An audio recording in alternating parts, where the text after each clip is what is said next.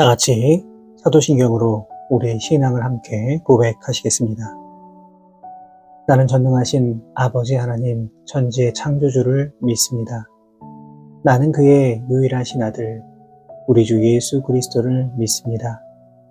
그는 성령으로 잉태되어 동정녀 마리아에게서 나시고 본디오 빌라도에게 고난을 받아 십자가에 못 박혀 죽으시고 장사된 지 사흘 만에 죽은 자 가운데서 다시 살아나셨으며 하늘에 오르시어 전능하신 아버지 하나님 우편에 앉아 계시다가 거기로부터 살아있는 자와 죽은 자를 심판하러 오십니다.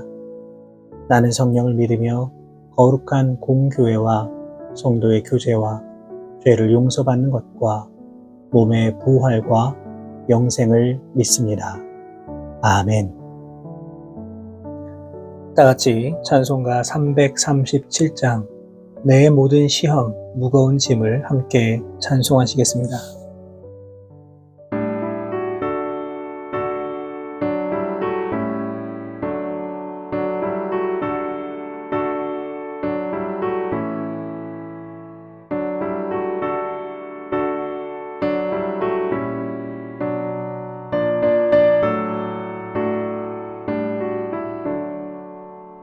내 모든 시험 무거운 짐을 주 예수 앞에 아뢰이며 근심에 쌓인 날 돌아보사 내 근심 모두 맡으시네. 무거운 짐을 나 홀로 지고 견디다 못해 쓰러질 때 불쌍히 여겨 구원해 주리. 은혜의 주님 오직 예수.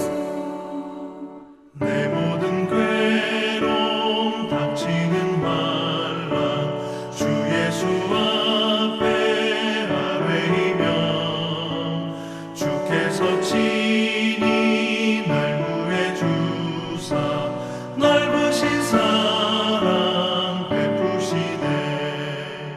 무거운 짐을 나 홀로 지고 견디다 못해 쓰러질 때 불쌍히 여겨 구원해 주리.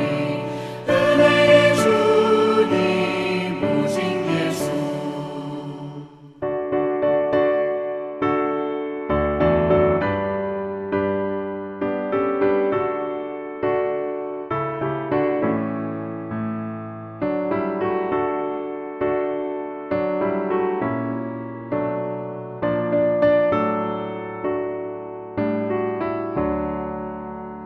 내 짐이 점점 무거워질 때 주 예수 앞에 아뢰이며 주께서 친히 날 구해 주사 내 대신 짐을 져주시네.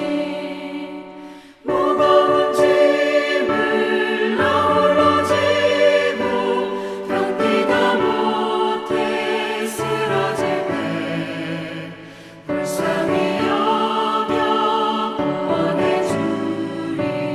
은혜의 주님 오직 예수. 마음의 시험 무서운 죄를 주 예수 앞에 아뢰이며 예수는 나의 능력이 되사 세상을 이길 힘 주시네. 무거운 짐을 나 홀로 지고 견디다 못해 쓰러질 때 불쌍히 여겨 구원해 주리. 은혜의 주님 오직 예수.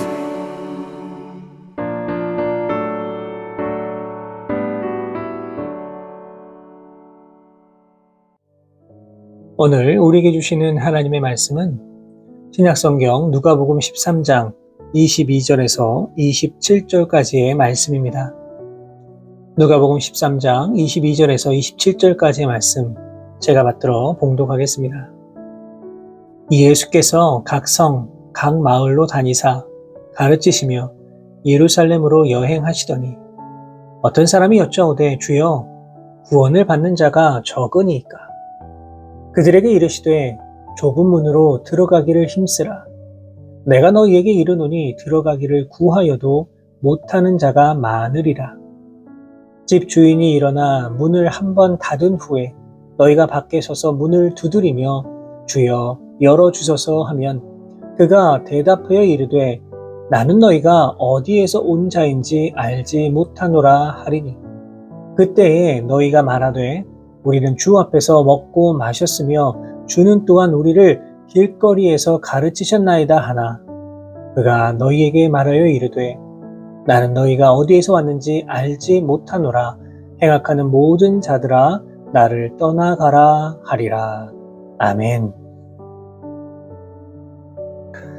오늘 우리가 읽은 본문은 한 사람의 질문에서부터 시작이 됩니다. 질문이 무엇입니까? 주여 구원을 받는 자가 적으니까 하는 것입니다. 다시 말해서 예수님, 우리 모두가 다 구원을 받을 수 있습니까? 아니면 우리 중 몇몇 사람만 구원을 받는 것입니까? 이러한 질문입니다. 사실 이러한 질문은 우리 그리스도인들에게 대단히 중요한 질문이라고 할 수가 있습니다. 왜냐하면 그리스도인들의 정체성에 대한 성찰이 담겨 있는 질문이기 때문에 그렇습니다. 우리는 모두 구원받은 백성임을 너무나 잘 알고 있습니다. 그러나 어쩌면 마음속 깊은 곳에서는 내가 정말 구원받은 것일까? 내가 정말로 구원받아 천국에 갈 수 있을까라고 하는 신앙의 근원적인 질문을 스스로에게 할 때가 종종 있습니다. 지금 이 사람도 이러한 신앙의 근본적인 질문을 예수님께 하고 있는 겁니다.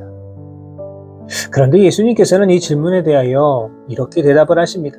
본문 24절을 보시면 들어가기를 구하여도 못하는 자가 많으리라 말씀하셨고 또 25절을 보시면 밖에 서서 두드려도 들어올 수가 없다라고 말씀하시며 또 26절과 27절을 보시면 아무리 주인과 함께 먹고 마시고 가르침을 받았어도 너희를 결코 알지 못한다라고 말씀을 하십니다.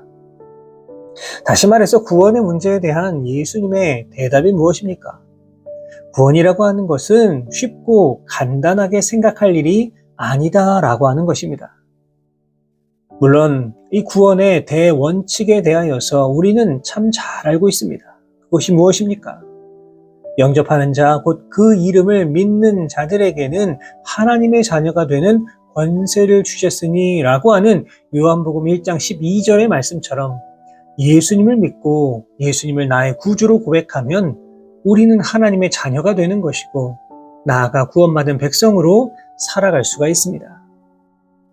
불교나 힌두교처럼 어렵고 고통스러운 고행이나 수행을 통해서 어떤 경지에 올라가야 구원을 받는 것이 아니라 그저 예수 그리스도를 믿기만 하면 우리는 구원을 받습니다. 사도 바울도 사도행전 16장 31절 말씀을 통하여서 주 예수를 믿으라 그리하면 너와 내 집이 구원을 받으리라 라고 말하였습니다. 이것은 결코 변하지 않는 진리입니다. 이러한 관점에서 볼 때에 우리는 모두 예수님을 믿고 있기 때문에 우리 모두는 당연히 구원받은 백성이라고 말할 수 있습니다. 그런데 문제는 이것을 너무나도 당연하게 생각한다는 것입니다.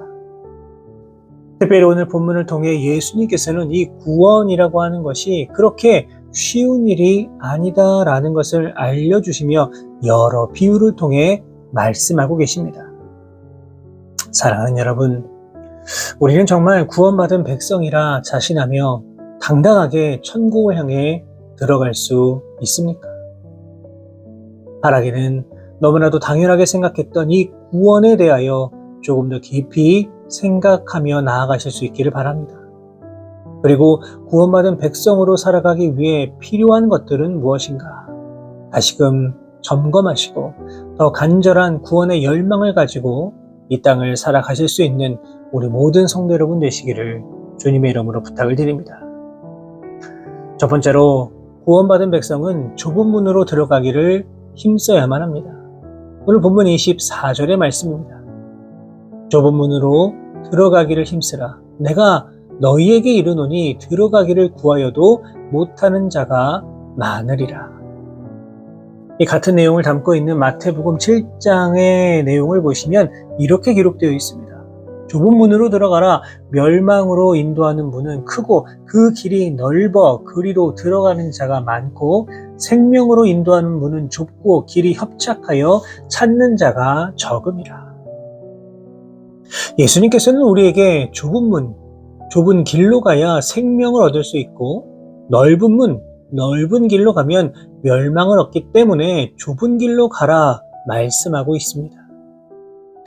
여러분, 그렇다면 나는 지금 어떠한 문을 선택하며 어떠한 길을 향해 나아가고 있습니까?